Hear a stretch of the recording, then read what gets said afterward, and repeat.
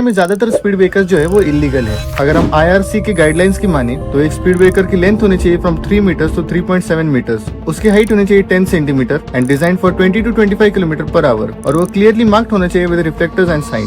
But reality ये है कि ज्यादातर इंडियन स्पीड ब्रेकर्स जो है वो सबके सब अनसाइंटिफिक है। इनफैक्ट मार्च 2024 में ट्रैफिक ऑफिसर्स ने आइडेंटिफाई किया था कि अंधेरे कुर्लू रोड के अंदर 26 स्पीड ब्रेकर्स है within a distance of only 200 metres. और ministry of road transport and highways की माने तो हाईवेज के ऊपर स्पीड ब्रेकर होने ही नहीं चाहिए, बट रियलिटी तो आपको पता है। और अगर कोई स्पीड ब्रेकर सही से डिजाइन नहीं है तो वो एक लॉन्च पैड की तरह ही काम करता है। इसकी वजह से बाइक क्रैशेस होती है और स्पाइन इंजरीज होती है। इनफैक्ट एम्बुलेंस को भी डिलेज होता है। और इंडिया में तो लोग खुद से स्पीड ब्रेकर्स बना देते हैं कि हमारे बच्चे हमारे घर के सामने के रोड के ऊपर दौड़ते, इसकी वजह से हम हमारे घर के सामने एक स्पीड ब्रेकर लगा देते। एक और जो प्रॉब्लम स्पीड ब्रेकर्स के बारे में आता है वो है मेंटेनेंस, क्योंकि जो स्पीड ब्रेकर्स लोग बनाते हैं खुद से उनके ऊपर तो कोई रिफ्लेक्टर्स लगाते नहीं है, और दूसरे जो स्पीड ब्रेकर्स के ऊपर रिफ्लेक्टर्स होते वो भी कुछ महीनों के अंदर ही उतर जाते, जिसकी वजह से नाइट ड्राइविंग के अंदर एक्सीडेंट्स होने के चांसेस बहुत ज्यादा बढ़ जाते हैं। और इंडिया में जब आप ड्राइव करते तो आपको सिर्फ रास्ते के ऊपर ध्यान नहीं देना पड़ता, बल्कि साइड में भी देना पड़ता है कि कोई बच्चा बीच में आ रहा है क्या, या कोई ट्रक अचानक से ओवरटेक कर रहा है या फिर लेन चेंज कर रहा है क्या। मैं ये नहीं कह रहा कि speed breaker as a concept ही बहुत बुरा है,